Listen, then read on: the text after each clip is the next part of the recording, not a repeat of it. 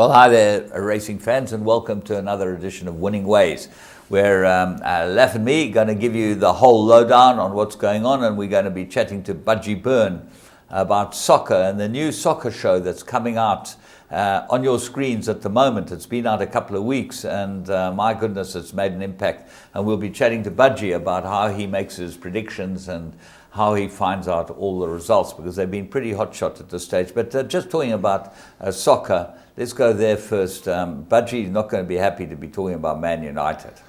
He thought it would be a tough game. You know, it was a very tough game, and the better side won, no doubt. Man United get beat at home by Manchester City. I think it's the last time that happened was the parting of the Red Sea. No, they caught a few at home last year. They weren't quite the side. Not but by Man City. No, maybe not. I wouldn't know the stats with Man City at home, but I can tell you that Man City outplayed them comfortably in the first half. Man City were the better side, and they won. I like Karma. Who? I like Karma, the brainer, who was ignored by Mourinho. Yeah. End up scoring the first goal, and what a goal it was too. Yeah, funny how some of these players were bought and then sold and bought back. You know, Pogba. Yeah, he looked. I didn't think he was on the team sheet. He's taken his time to find his feet. It's a tough league, James. All those top sides. You looked at Chelsea yesterday, Cantrin. Suddenly they were 2-1 down, and they managed to get a draw, 2-2. Chelsea dropped their first points. Man United dropped their first points. Liverpool are looking very good. Spurs won comfortably, but Liverpool look very good. Arsenal look fantastic. Oh, your beloved, awesome Arsenal. Right. Well, they used to. Who's better, Arsenal or the South African rugby team? Neither. No. It's not something. Both at the bottom of the pile. Both got talent, but don't know how to use it. Yeah. Unfortunately. Now, you watch the box. You know, in 60 minutes they scored 3 points.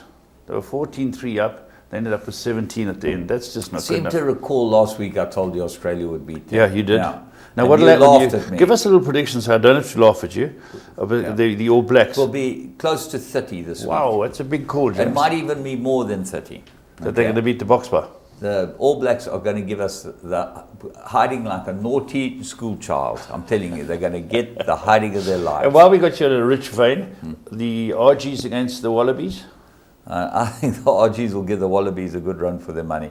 Yeah. Honestly, the Wallabies are useless. Yeah. And we were worse than useless. Yeah. Okay? We got beat by them. And it makes no sense. We've got better players sitting around that can't get in this team. And, you know, they're pulling back guys like Hochart from overseas and Corson, I tell you, low and flank. And the other guy, Mahaji, they are both ineffectual. Completely ineffectual. Paul Whiteley is doing the job of 3 men at the back, okay? And the Clerk's under pressure the whole time. They all say Yankees is no good, but he's under pressure because the Lucy's on him so quickly. As I said to you last week, that's what will happen. Yeah, you were right last week. You know, 14-3 up, as the Springboks, as I like to call them, which is what they should be called, should never ever get beaten. 14-3 up at never. That's ridiculous. Never. Anyway, but as far as sport is concerned, there were a couple of other quite good sporting highlights. Did you watch the Barclays where they're trying to get into the final of the FedEx Cup, the golf? No. Who won? Phenomenal. I think Johnson won. He was well clear. He was clear, yeah. He dates Wayne Gretzky's daughter. That's right, Wayne Gretzky. But if my back gets any worse, I could have been at the Paralympics, James. Well, you could be S13 or something. You know? Is that a highway? Sidelined 13 times. That's what it stands for. Anyway, we're doing well in the Paralympics. Let's go and have a look at 3 to follow.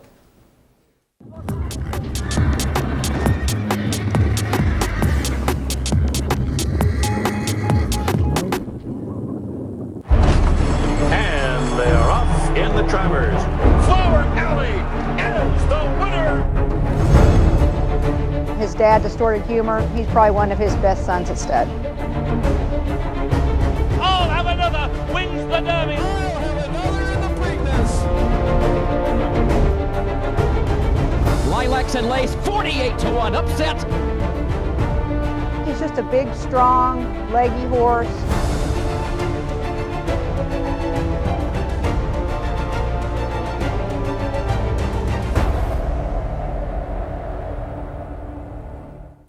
Right, let's go and have a look at our 3 to follow, and we're going to go to the Vaal, first one, and we found middle of winter, it's not very often that you'd find a Galileo stepping out, having its first run. We found one, race 2 at the Val. They went 1,600 meters. This filly must have wished she was back in Ireland. Hard ground, 1,600 straight. The course a bit fast for her. But she's a 4-year-old, and I think that given a bit of a chance, which Alec Laird's obviously given her, she might strengthen up. She'll be right. She goes over the 1.5 miles. This is only a mile. Yeah. Let's go have a look at the race and have a look at a horse called Sidada, an Irish horse by Galileo, drawn on the outside, and comes away well enough. And young Corbo, who's riding it, gives it a very patient ride. Through the middle stages, James, it drops off the speed. Oh, absolutely. She's looks like she's got a head in her chest there. Right on the right-hand side of your picture, the black and yellow colours. And next door to her is another horse with yellow colours, but that's not the one that we're looking at. So have a close look at this filly, because she does, once they start quickening up, she's got no chance. The horse in front is the Lucky Hoodalaka's trained Balalaika.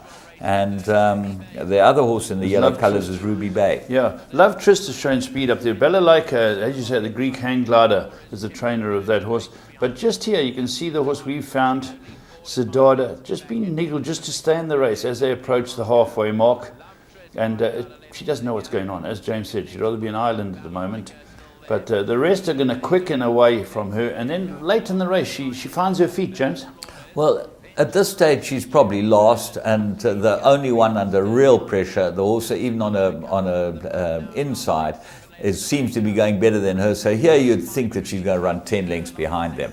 But actually, she starts getting the hang of it and starts picking it up. And there's a typical Alec Laird inmate. Some trainers like to give them a bit of time to warm up and find their feet in races, and Alec's one of those guys. So this filly, she won't have been galloped a lot, and she's starting to improve, but she follows the horse with the orange sleeves through and really doesn't have much room. If she had switched out, she would have run a lot closer, I would have thought. Yeah, she just picked it up at the end there. She wants further. That's a mile. So remember that's Sidada, the Galileo from the Alec Laird stable. The second one we're going on to was in KwaZulu-Natal, where a Bernardini, I think it was, Biblical Susan stepped out for Michael de Kock in a race where a lot of people were talking about their horses. Well, it was a very strong field, I think, and we were going to have a look at it. Scottsville, they went 1,000 meters. Dennis Dry had a buzzsaw in here, a VAR filly. He stepped him out, and really this stepped out and won easily the same colours as the last main one. chance. Yeah, main chance. There it is down the left-hand side of the screen. Summer lead. Summer Light or Summer Lead. It's very quick down the inside fence, and soon gets the race under control. Touted to be a very good horse, and the horse we found has to come from off them up the middle. That's Biblical Susan, Musi riding for Mark de Kock, and Tony Rivlin's horse. Who's funny enough, the horse leading is Tony Rivlin's horse, whose saddle slips, and. From here on in, you can see the favourite comes through. But now, start having a look. Coming with a run is Summer Lead. Is starting to put in a bit of an effort, and comes home late to run a very good second. A bit further, it's a Bernardini. You'll see it coming up the middle of the track now. This is Biblical Susan. Yeah, absolutely takes off and runs a really, really good race. This filly's really got some ability, and it looks like a field where you might find quite a few of them come out of there and win their next start. So have a close look at that one. Then we also go to Scottsville. This filly had a run, but I thought she was terribly unlucky in this race, Shirley Valentine, and I think that you can be with her next time. This is quite a nice filly. Let's go and have a look at her at the 1,400 meter start, and she gets bowled out the pens here. They make a sandwich out of her, and she comes out. But the filly that wins it is on her outside in the black and green colours and goes right past her and right up into second place. Shirley Valentine's now on the right-hand side of your picture, wide than, as you say, rather hug the rail. Yeah, as you can see, the horse out in front is Tropical Wonder. That goes in front. The winner, Beurre Noir, is in the Green Street Bloodstock colours in second. But the horse we found is about 7th and 3 deep, and never really has much luck out there, James. No, you'll find that this filly will improve leaps and bounds. She's by Ideal World out of Western Wintermere. She's going to go a bit of a trip. And I think if you get her in a mile, look at her, she's under pressure turning for home. She's right on the outside. And the winner is just going a canter up the inside in the middle of the track with the green and black colours. Now, Shirley Valentine's already got the stick on her under a punishing right hand from Anthony Del Peche. And you'll see not going anywhere. But suddenly, inside the last 200, you'll see she starts running on. The penny starts dropping. And this is the type of horse we think that you should follow. The horse on the outside looks like it's going to run right past her, but she goes right on by that one and ends up getting beaten by just over a length at the end. Yeah, good run there by Shirley Valentine. Keep that one in mind, and I think all three of them are well worth keeping an eye on. Yeah, I think that they look like the ones to follow. We're going to take a break and we'll be back.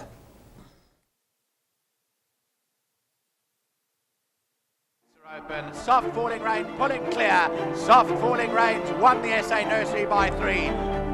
Racing in the 2,000 guineas. Gates fly and they're racing in the Godolphin Mile. They're off and racing.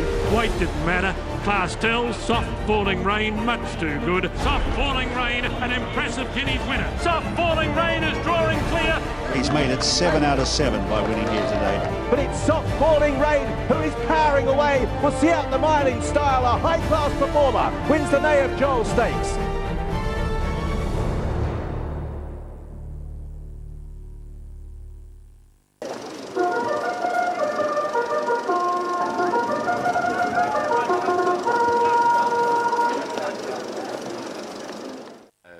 In the Victory Moon Stakes, 1,800 metres, and runners dispatched to a classy beginning over here.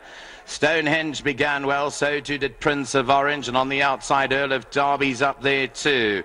Also going up is Deo Giventi. Rushmore Rivers wider out with the filly Alarm. Further back to Platinum Jet, and then comes Fulcrum racing behind that is Heavy Metal. Only got 7 lengths to make up. 2 away back to Rampant Dice and Easy Lover.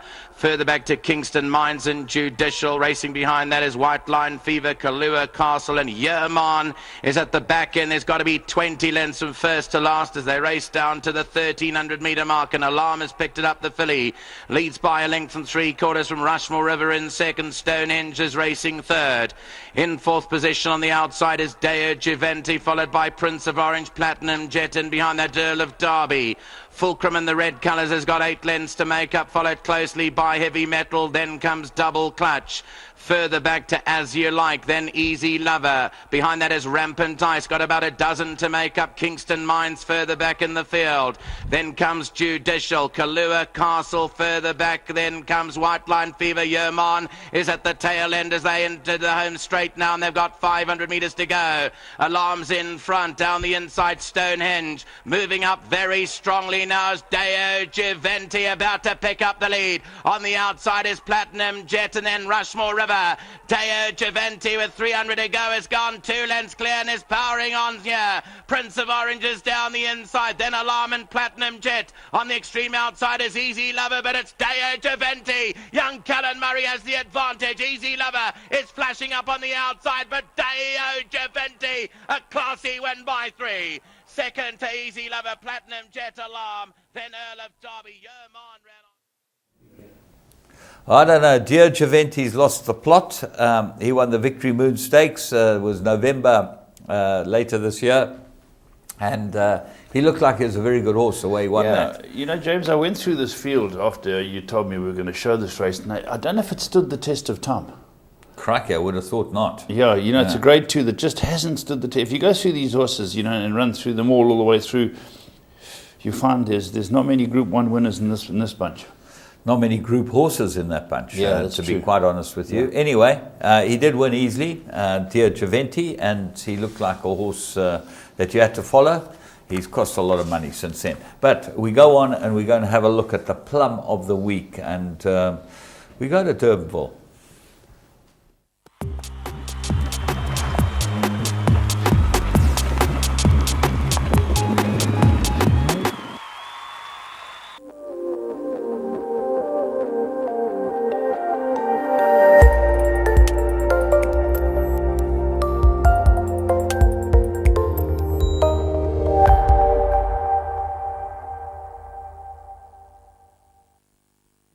and comes forward to join the leaders. Deeper out in the track, Red Epitome is trying to get into it, but Kuruari has now come forward to pick it up and is galloping on strongly as they come to the final 200. Kuruari's in front. Royal Ginger trying to stay with him along the inside. These two battling it out. It's Kuruari by neck. Royal Ginger's trying to come back along the inside. Kuruari's now flat to the boards, but Kuruari stays on to win. Royal Ginger in second. Sea Pass up for third. Archie behind that. They were then followed by Soaring Past. Well, early on you could have got 2-1 about Kuruari. Ended up finishing even money with the bookmakers. You 12, 15 to 10 available at any time with Interbet. And Kuruari did look like the bet of the weekend. It's been showing form over a bit of ground. It's the last 3 runs were all over 1900 meters. Now it went 2,000 meters. Looked like an absolute blinder here. And Aldo De Meo gave it a peach to but Kuruari out of a Zabeel mare. That tells you everything. When you look at the pedigree, you know that this is going to stay. And they've been patient with this horse, Jean Nel and them. And I would think that this Andre Nel. Andre is Jean's brother, isn't it? 3-part step cousin. 3-part step cousin. Yeah. Okay. Sorry, Nell. I'm getting mixed up with my rugby. Get your Nells right. Yeah, get the Nells right. Anyway, Andre, well done to you. You got the cash for the boys, and as I said, Interbet was the place to have a bet. We're going to go and have a look at current affairs. Yes.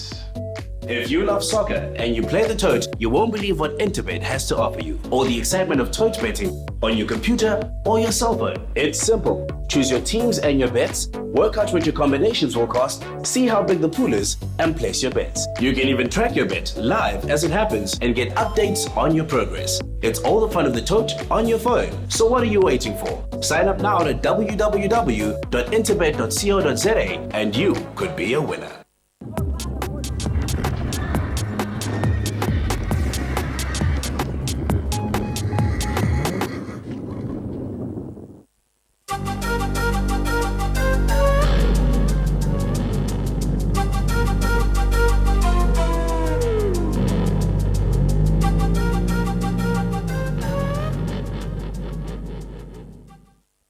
Right, the graduate of the week, Miss Einstein, Bloodstock South Africa graduate of the week, 400,000 Rand buy from the 2015 National Yearling Sale. She won very nicely at Durbanville over the weekend, and she was bred by Aventure Farm, and she won a good race. She raced for Vosfontein, and she beat the hot favourite, Miss Malbec. She's by far this Miss Einstein, very well named. She's the 9th winner of Lister's Touchstone Stakes winner, Wise Dame. Now, those of you who don't remember Wise Dame, she's from Jane Peacock, I think. She was the breeder of Wise Dame, that family, and it's been a fantastic broodmare.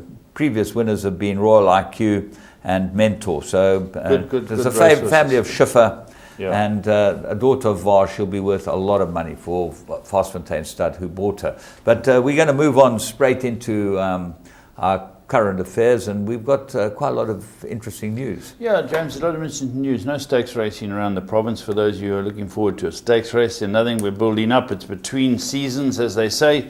And interesting racing all over the world, and South Africans doing well on foreign soil. James, let's start off with Tony Millard and Carice Teeton going to Korea. Yeah, Super Jockey. They took the horse called Super Jockey. They won the Korea Sprint and won it pretty well by all accounts. So that was very nice for them.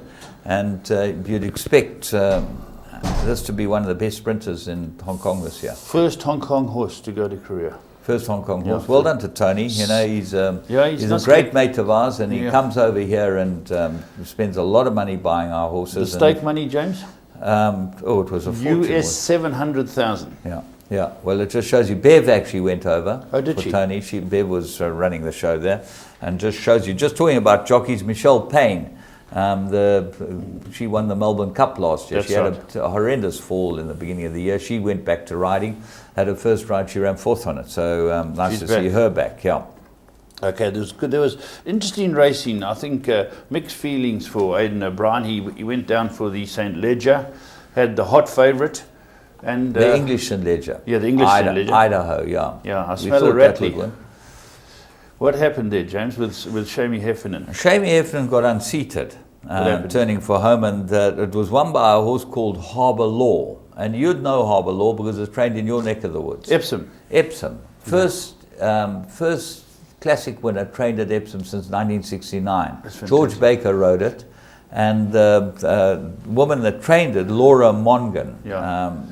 Do you remember the jockey Mongan? Yeah, I'm sure that they must be related. Husband and wife. Anyway, James, you know in the old days, Epsom was the place to train. I'm going back many, many years, and they moved out to headquarters, and they moved out to other training centres, and I really think that there's some very good trainers at Epsom. Well, there was Jeff Lewis trained there, Brian Swift, there were a whole lot of guys there. They were very good sprint trainers, especially. There was another guy. They got Jim Boyle there, a good mate of mine, Jim Boyle there, Simon Dow, Eckers. They got a few people who know a bit about horses there, but you got to have the support. Yeah, absolutely. As with anything, when you're training horses, you've got to have the support.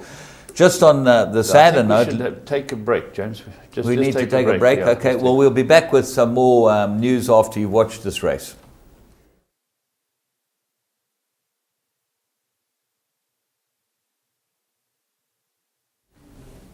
Well, I was going to give you the bad news. The bad news was Linamix died. Now, Linamix was one of my favorites. He was white. He was a grey horse. And he produced a horse called Sagimix that won the Arc. And I think it probably because I had a few rand on Sagimix that it ended up one of my favourite. So what are your favourite stallions? Yeah, one of my favourite stallions anyway. He died 29 years old. He was trained by Francois Bouton. I remember him well as a racehorse. He Frankie was a Buttons. Fantastic, Frankie Buttons. I went to his yard, you know that, James, just staying with Francois Bouton. I went to Tony Rivelon and Linton Rijn. Did they all talk French? They all spoke, Rivelin did. Rivelin became Mauritian French as soon as we met Francois Bouton. But they brought Miescat to show us. 10 Group 1 wins. Small little filly, no timber, 10 Group 1s. Brilliant filly, brilliant. Great trainer. And what a great broodmare too. Yes. She's been. Great influence. She's a dam of Mears approval. Yes. Stands up at Scotty's. Okay, well, shame Linamix went, but let's go to Ireland. There was lots of action at Ireland over the weekend. Let's start off with the Irish St. Ledger, which was won by Wicklow Brave. Now, Frankie at his very best. If you watch this race, Frankie went to the front and pinched it from the front. This horse is a hurdler, okay? He was with Willie Mullins and won the Vincent O'Brien Country Hurdle at Cheltenham this year. Country Hurdle. Sounds like having fun. No, it's a Group 1. Is that right? Yeah, it's a very, very good hurdle race, 2-mile hurdle race. And Frankie ran third on this horse last year in the Irish St. Ledger. The horse is 7 years old, okay? Which makes a mockery of classics, because classics are meant to be for 3-year-olds. But anyway, he went to the Melbourne Cup, Frankie, and ran second. And the plan is to go to the Melbourne Cup. In fact, he was getting straight on the float to go to headquarters to go and get ready to fly out to Melbourne. Okay. So good start. That was the winner of the Irish St. Ledger. Yeah. So we got both St. Ledgers out the way. Irish Champion Stakes, Almanzor. Champion, Soumillon from France. The last time they won was many years ago. They won the Irish Champion Stakes. Who's the stallion, James? He's by Wootton Bassett. I don't know. Who's a horse that stands in France out of Maria's Monmare. So there's American pedigree, French pedigree. I'm not sure Wootton Bassett wasn't bred in England. Yeah. And I see the favourite Dermot Wells horse got cut into. Yeah, Hazard. Yeah. Like the Eden Chelsea Hazard. winger. Yeah, Eden Hazard got cut into for Chelsea, and this is Hazard got cut into for Dermot. It was a bit of a pity. It beat the two O'Brien fillies, Found and Minding. They ran second and third. Minding ran third, eh? Yeah. She's had a tough campaign, but she's got a few Group 1s under the belt. Certainly has, no doubt about it. Talking about Vincent O'Brien, national stakes, 7 furlongs at the Curragh. The Aidan O'Brien won it for the 11th time with a horse called Churchill. Put this in your black book. This horse might win the 2,000 guineas. He's by Galileo out of a Stormcat mare. You can't get better blood than that, and a great cross.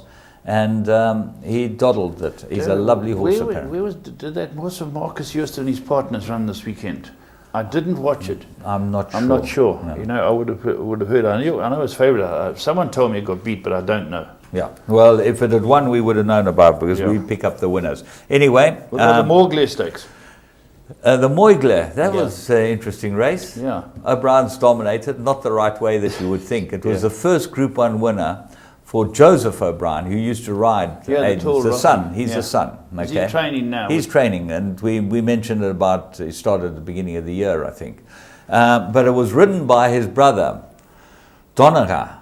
They're good Catholics, these O'Briens. There's enough of them, eh? There are a lot of them, yeah. Gee, your brother, if you're getting too heavy, your younger brother's coming through. Yeah, well, anyway, they won with Intricity, who's a Fastnet Rock, and the Moigler Group 1's a very, very good fillies pointer. So Joseph and Donahoe won the race, and Aiden ran second and third, and Aiden said he was very pleased for his sons to go and beat. Jeez, those O'Briens are dominating. But what I think amazed me, or amused me, I should say, over the weekend, James, is one of your old hunting grounds, Nebraska. Oh, yeah. Nebraska's used to have very good racing. They stopped racing there in about 2012 because they haven't got casino licenses. Now, all over America, you've got to have a casino license if a racecourse is going to be viable. The racecourse owns a casino. Prairie Meadows and all these little places have got casinos on their racecourses, in their racecourses, and that's where we missed the plot here. To be honest, that's exactly what we need to sustain. So the racecourse owns a casino? The racecourse owns a casino, has a casino license, and people bet in the casino all day, every day. Yeah. But when there's racing, you get a big crowd coming through, like you do at Scottsville. Yes. But Scottsville's not owned by the racecourse. Gold Circle doesn't own the casino, which is a pity. Anyway, Nebraska, to keep their racing license, okay, they've got to run a race meeting a year. One race meeting a year. So since 2012, listen to this, they've had a race meeting a year. They've had one race over 1 furlong with 3 runners. 200 meters? 200 meters. Half a quarter horse, quarter of a quarter horse. No. One race, it's an official race, they have a purse for it. This year they had 2 races, okay, over 100 meters. And there's only 3 runners in each race. The tote turnover, the handle, was $2,000, $2,100. The stake was $3,000. So the winner got $2,000, and the second and third each got $500. Jeez, the word outback springs to mind. Why they're doing it is because if they keep their racing license and they do get a gambling license, a casino license, and they can form a racino, there's a whole consortium trying to do it. 2017. Racinos. Racinos, yeah. Racinos, And apparently, the whole of America now, if you want to be a viable racecourse, you've got to be a racino, And it makes sense because gambling is gambling. And we're the forefront of gambling, and now we've lost out completely. Anyway, Nebraska is hoping to open their first, this race course again. They've got a place called Fodden Park, which runs 30 race meetings a year in Nebraska, but that's the only race course left there. James, one thing I just wanted to bring up was this new Gold Circle initiative that's going around. I think people should hear about it. It's a very good idea where they're going to have someone from Gold Circle a day after acceptances phoning up the trainers who have unraced horses. So anyone's got an unraced horse is going to be phoned up. Please leave your comments. They will go onto the sites, and on the race day, Teletrack will give all those comments for unraced horses. You have to put the information out there. You imagine being a gambler. Absolutely. I think, and I know that you've been to the forefront of this initiative, and I think it's a fantastic initiative because the more knowledge punters have, the better. So I'm just saying to all you trainers out there, if you've got a first-timer, don't give a bloody bullshit story. Get out there and tell the truth, okay? Yeah. If it can run, it can run. If it can't run, can't run. No good. We'll find you out soon enough, but please give the information. No, people out there will get to see which trainers are up front and which trainers know what they're talking about. And imagine going to cricket. They don't tell you the team until 4 minutes before the first ball's ball. Or go and watch Man United. You don't know who the team is. Well, I think Man United would like that. But they'd be a lot happier. Imagine not giving the punters the scratchings. No, it's ridiculous. It makes no sense. And I think it's a great initiative. And everyone's got to weigh in with this initiative and come to the party. Let's all come to the party.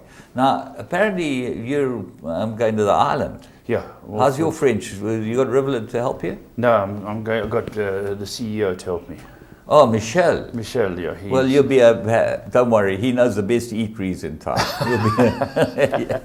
You won't go short of food. Don't get short I don't know about your back how's going to stand up, but the point is have a good trip. Thank you.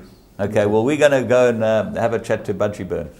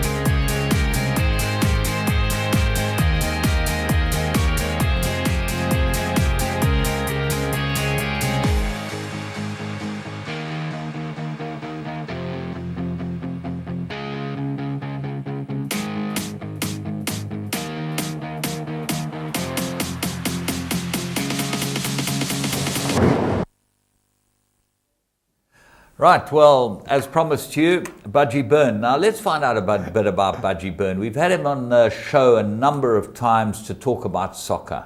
And he comes in as an analyst and as a professional analyst and tells us all about it. But got to be some background. You can't have this knowledge without the background. How was your football career? Yeah, well, we came out in '69. There were two Burns. The name Budgie basically got started. Budgie came from England. My dad was Scottish, and we each had 3 boys. Well, my parents had 3 boys, and because no one knew our names, everybody got called Budgie. Yeah. So they went to Cape Town in '72. We stayed in Durban, and the name carried on. Yeah, because I talk more than most people, so the name stuck. Yeah. Did you know the Hugo boys? Michael and Roger, nah. They came from, I think they were West Ham boys. They came out and played here for Power Lines. They played under Mauro Tuani a lot. They were probably a little before your time, but before the time that you when we finished school, it went to the NPSL and the Federation in '78. That's when we left school at 18. So we never really played in the NFL. Yeah. So then it was NPSL, then NSL, and away from there. Yeah. And who did you play for? Well, Durban City was my main team. Yeah. 83, 84, 85, and 1 season at African Wanderers, and then went back to the amateur. Yeah, there was no money in those days, so we worked, and then we trained 3 times a week and played afterwards. Yeah. And work, you've always been in the same business? Well, no. Originally, I was a stationery buyer at Gala Stationers. Then Devonair won the July, and I said, if that win, I'll start punting, which I did for 3.5 years. And I was at Durban City at the time. The money was minimal, but horse racing kept me alive and gambling. But then I had to get a job. I got a share in a few horses. Yeah.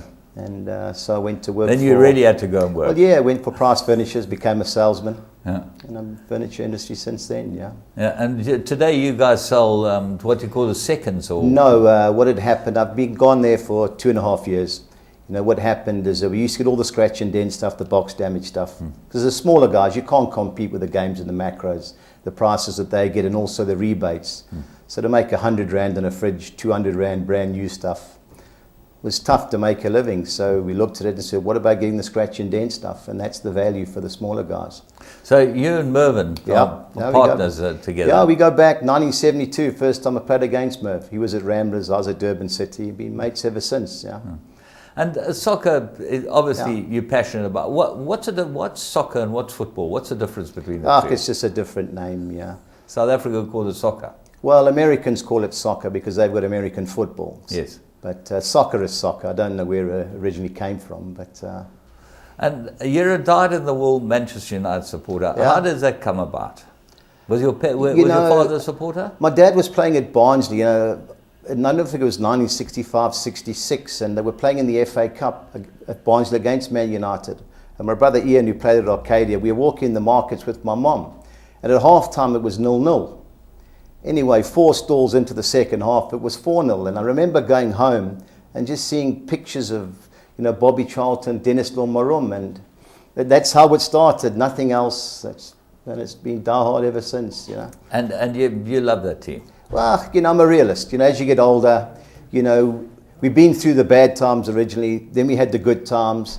We're slowly simmering at the moment, I've always been a Mourinho lover. I know a lot of people think he's an arrogant so-and-so, but I enjoy him. Yeah. And he's given the fans hope again. I go every year to see my parents in Preston, and I get as many United games as I can. And the past 3 seasons, just talking to the fans, it's, okay, we're here, but there was nothing positive. Now there is something positive. I know the weekend result wasn't the best, but I can see slowly getting it together. But you talk us through the weekend result. A disappointing result. The worst thing for Mourinho, I think, is he trusted a few players. The 2 wide players, Lingard, who scored the goal that won us the cup, and Mkhitaryan, they were disappointed. But the first goal they got, it was just a up and under from the left back, and Bailly should have gone and headed it. He stopped, Iheanacho flicked it on, and Blind, who's been our best defender for a while, got caught ball watching, and De Bruyne got in 1-0. Second goal, likewise, dreaming, hit the post, he reacted, 2-0 down, and just disappointing, We're so hyped up, I thought, we won't give many goals away, but to be 2-0 down early on, I know they gave us one back, but I like the spirit of the team. next week we play Watford away. It'll be a different team going forward. There is hope. I watch a bit of football, as you know, and I think you've got one player who might just drag you out of it. Never mind your 90 million pound buys. This kid Rashford, I watched him play. I think it was last weekend. He scored a goal that was like one of the best goals you've ever seen. He might be the key. He could be. He's going to need players around him. Ibrahimovic is a talent. Pogba was disappointing, but he'll come. Well, De Bruyne or Pogba? Mourinho didn't want De Bruyne. He looked like a different class on the field. Well, I think he's one of the few world-class talents in England. I think if you had to pick a world team, say 2 players for every position, there wouldn't be many players coming from the English league. Yeah. He has the talent. He was disappointed in the Euros, but he can play. There's no doubt about that. Yeah. And in the system that Guardiola likes, he's got this, he can float. Where Mourinho is more rigid, this is what you do. And that's maybe why I never fancied him at Chelsea.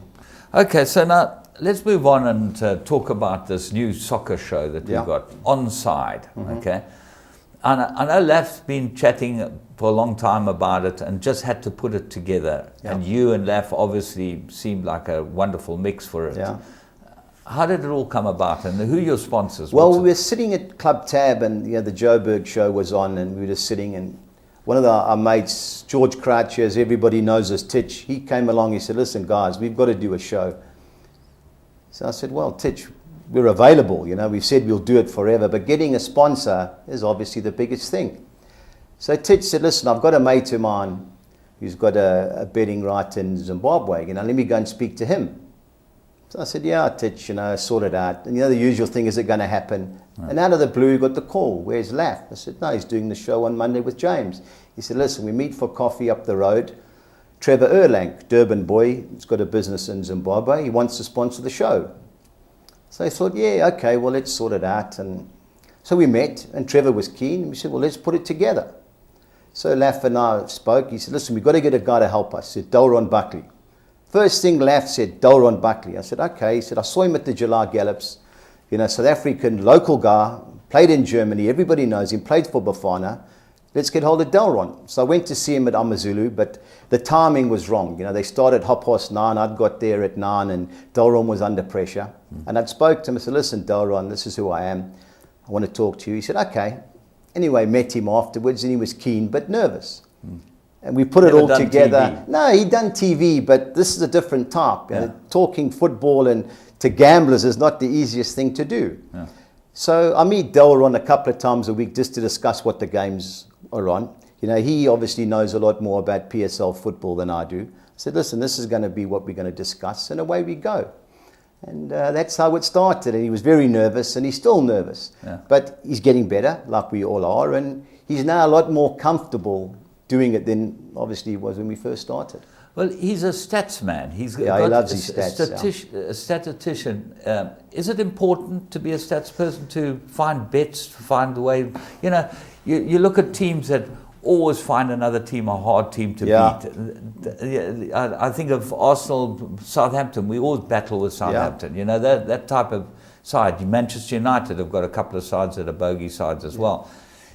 And stats come into it there, don't they? I think remembering where Delron's background is, he's a German. Yeah.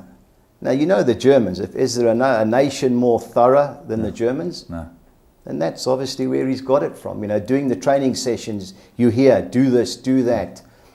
And, I watched him take Amazulu the one day, and he was like going off his head with certain players, telling them where to be, and you can see it's ingrained in him now. Yeah? So is he coaching Amazulu? He was assistant coach, yeah. Right. And who's the coach there? Oh, they've got some Zimbabwean guy. Okay. So there's a Zimbabwean tie-up. Okay, so now we know about the TV show. Yeah. When does it come on, and when can people watch it? Because it's very important for a soccer better to know when the show comes on.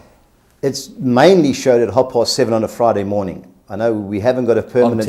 On Teletrack, yes. We haven't got a permanent slot at the moment. I know Laf's speaking to the guys in Johannesburg. We would like it to flood, obviously, on a Thursday at about 8 o'clock, but because of the international racing, it is a problem.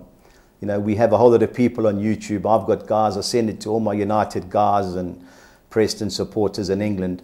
And there's a lot of guys that we send it to, obviously forward it to people as well now. So people can watch it on, can they watch it on YouTube? Yes, they can. Okay. Also on the Gold Circle website. You can watch it via there. Well, what you do is you go onto the Gold Circle website. For those of you that don't know, go onto the Gold Circle website, www.goldcircle.co.za. On the right-hand bottom corner, it says YouTube. Click onto YouTube. You can always watch Winning Ways, as a lot of people do, and you'll get Onside, which is the soccer show. If you want to take soccer sixes, soccer fours, that's the way to go. But tell us about the bets, because these bets, you've got to have a niche. There's got to be a place where you find bets. Paul, I remember getting a lecture from Matthijs Statler years ago, and he said, listen, how do you bet? So I said, well, this is what my kitty is at every month. He said, well, how do you work out what you're going to have a bet at? I said, why? I said, well, how many bets a weekend do you have? I said, 10.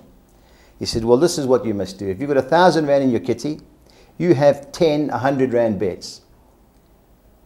So I said, yes. So if the prices average 4 or 5 to 1, which they normally do, if you win 2 of those 10 bets, you've got your money back.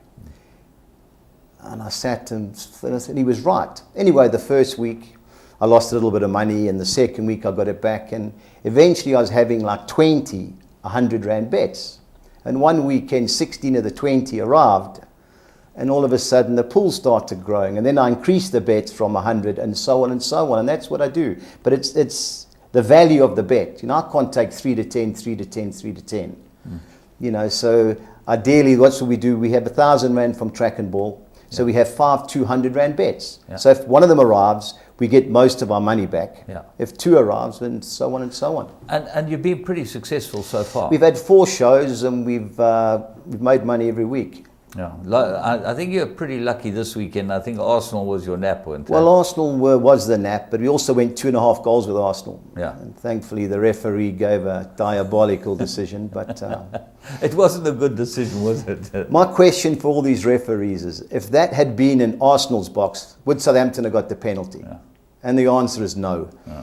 So it's a difficulty we have with referees, not only soccer referees, but rugby referees. I see it more and more, where these guys give decisions that favour one side and don't favour another side. And often the bigger sides get the decision in their favour. Yeah, it's the inconsistency, I think, that is the biggest problem. We saw the penalties with Stoke and Man City. Yeah.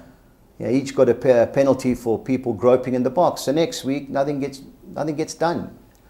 What should get done about that? Because it doesn't look good.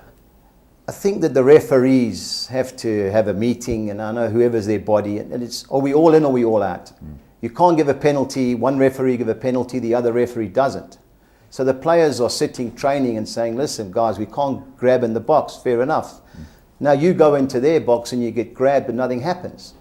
So there has to be some consistency, either all give it or you all don't. It seems like it's changed quite radically, the situation in the box.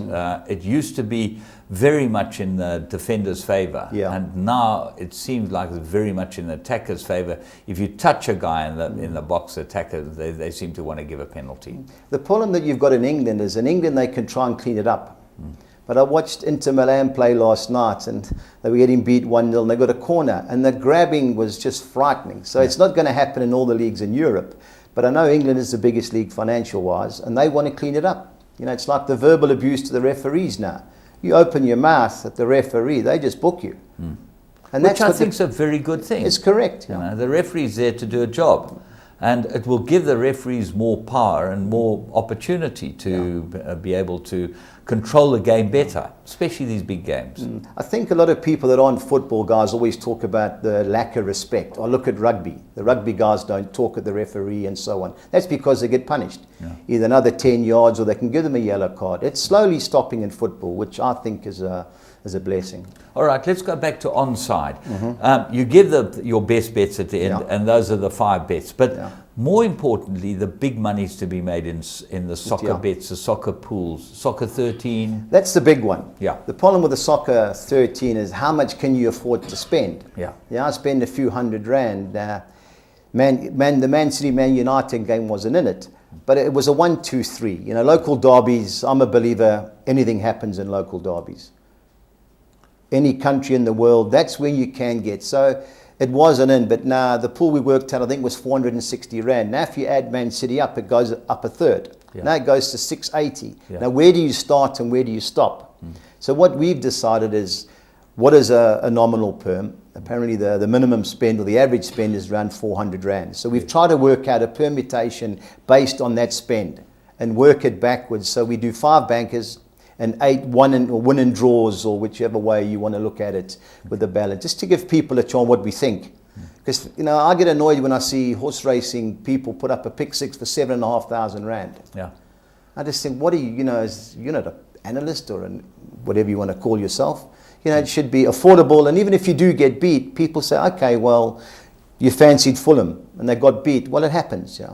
Yeah, well, the thing with pick sixes and I suppose with soccer, the difference between soccer bets and pick sixes is that the soccer bet you've got to take a full perm. Yeah. Whereas pick sixes you can take percentages. Yeah. But I agree with you. I think a pick six should be structured on a basis whereby you have a banker or 2 bankers. Yeah. I see these guys are putting 4 or 5 horses in each race and then the field in a couple of races. And as you say, 7,000 Rand per. That's ridiculous. Because it doesn't make any sense. Because to catch that perm is very difficult anyway, okay? And normally you don't catch it, and you're just doing your 700 or 70 Rand or whatever it is for the percentage. Yeah. But soccer's different. Yeah. You've got to get the full amount. So you give them a nuts and bolts perm, and then they can add to it. Exactly. You know, how else can you do it, James? You know, the soccer sixes are 6 games, but that's 6 Rand a line. You know, but to spend 400 Rand, okay, but most people will spend, say, 100 to 200 Rand. So, you know, you've got to try and cater for the person that's taking the bet. You know, most afternoons I go to Totes or have a pint or 2, but I speak to a lot of the guys that take bets, and you try and identify and ask them what they want. So, you know, when I take a bet, you know, I've got all these guys in mind. The guys that are spending thousands are not going to listen to me anyway. Yeah. But it's the small guys that are looking for help. Yeah. And that's what we... And that's what you're there for. Yeah. Because you're passionate about it. You do it yourself. That's what you need in an analyst. Okay, let's just quickly wrap up and talk about the Premier League, which is obviously, you know, most people support a side. Yeah. I know some of these guys, Shane Shaw supports Derby. You know, I don't know where you find Derby from, but there's some of these guys support Ramsden's obviously West Ham boy, and there are a lot of Tottenham supporters out there. They must have been very happy. How does the league look for? How would you see it finishing up? I think Man City have the best squad.